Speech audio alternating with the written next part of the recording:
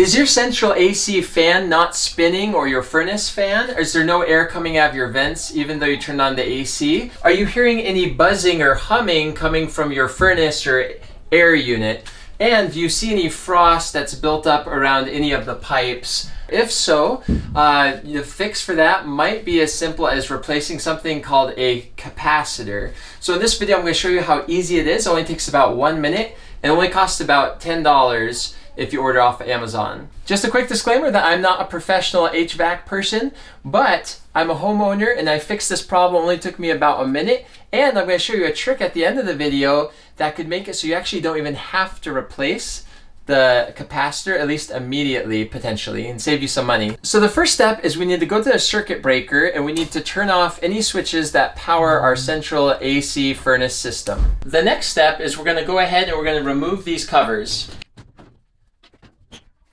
Now that we have the cover removed, you can see this is our fan unit that pushes all the air throughout our house. Now, if we want to know if it's a capacitor issue or if it's more likely a motor issue, you can go ahead and reach in here, make sure again that it's not connected to power, and you can spin the fan. If it moves freely in either direction, then it's probably not a fan motor issue, and it may be your capacitor. So now we're going to go ahead and disconnect this capacitor. I'd recommend wearing some cheap gloves like this that are insulative a little bit, but it should be disconnected from the power supply. So we're going to go ahead and just kind of squeeze firmly and then pull outwards and give it a little wiggle.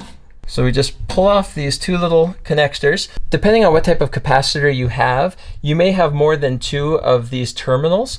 On our capacitor, we only have 2. I talked to the HVAC person today. They said it didn't really matter if this wire went on top or on bottom. But if I were you, I'd recommend taking note as to which wire was on top, which was on bottom, and if you have a 3rd terminal, which wire went there. So this is what the connectors look like. So now we're going to go ahead and loosen up these bolts. I'm actually not going to remove them. I'm just going to loosen them up enough that I can slide this capacitor out.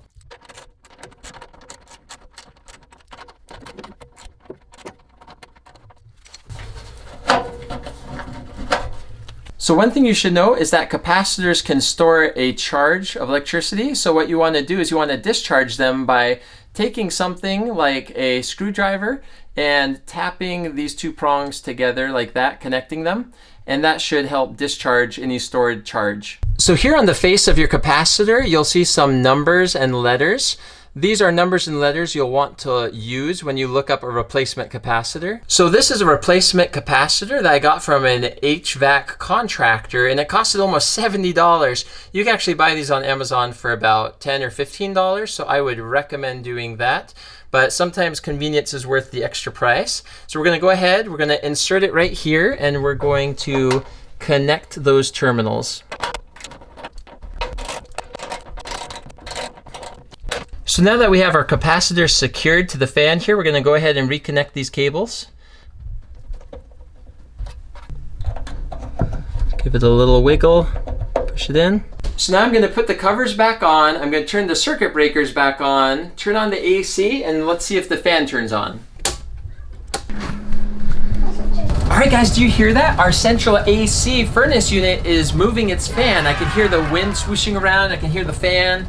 You can see right here there's this condensation drip line that's dripping water. Things are running like they should be, and we have cold air blowing out of our vents, so it's all good. But guess what I found out? I found out that if I take out the new condenser and put back in my old condenser, now the old condenser is working and the fan's running, so I'm not sure exactly why that is.